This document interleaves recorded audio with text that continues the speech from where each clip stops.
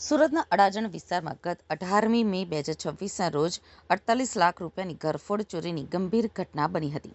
આ ઘટનાની જાણ થતાં સુરત શહેર પોલીસ હરકતમાં આવી ગઈ હતી અને તપાસના ચક્રો ગતિમાન કરવામાં આવ્યા હતા.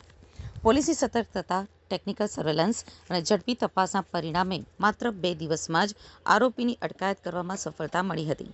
તપાસ દરમિયાન ચોરીમાં ગયેલો સમગ્ર મુદ્દામાલ પણ પોલીસ દ્વારા કબજે કરવામાં આવ્યો હતો.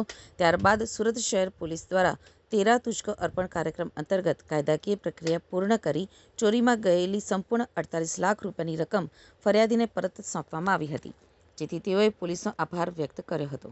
ખૂબ જ મહેનત કરી અને જે હું વિચારતો હતો કે આટલા સમયમાં મારું રિકવર થશે, એની જગ્યાએ બહુ હું ન માની શકું એવા સમયમાં આ લોકોએ કેસ સોલ્વ કરી આપ્યો. એ બદલ એમનો પણ ખૂબ ખૂબ આભાર માનું છું. બીજું કે સાહેબ 18/5 મારા ઘરે 2 થી 3 વાગે ઇન્સિડન્ટ બન્યો.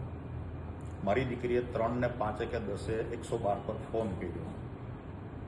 ફોનમાંથી સીધો 112માંથી એવું કહેવામાં આવ્યું કે તમારો ફોન કન્ટિન્યુ ચાલુ રાખજો, અમે 5 મિનિટમાં ત્યાં પહોંચીએ છીએ. અને સાહેબ 5 મિનિટમાં PCR વાન ત્યાં આવી ગઈ.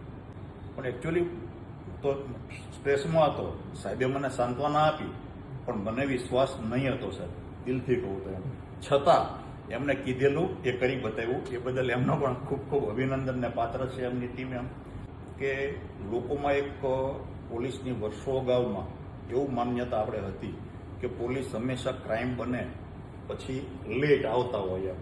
પણ મારા કેસમાં હું દિલથી એવું કહી શકું કે તમે જ્યાં સુધી અનુભવ નથી કર્યો પોલીસનો, ત્યાં સુધી તમને ખ્યાલ નથી કે આ લોકો કેટલી સ્પીડમાં ને કેટલું ફ્રેન્ડલી વાતાવરણમાં સરસ કામ કરી આપે છે આપણને. ખૂબ ખૂબ આભાર બધાનો, આપનો અને આપની ટીમનો.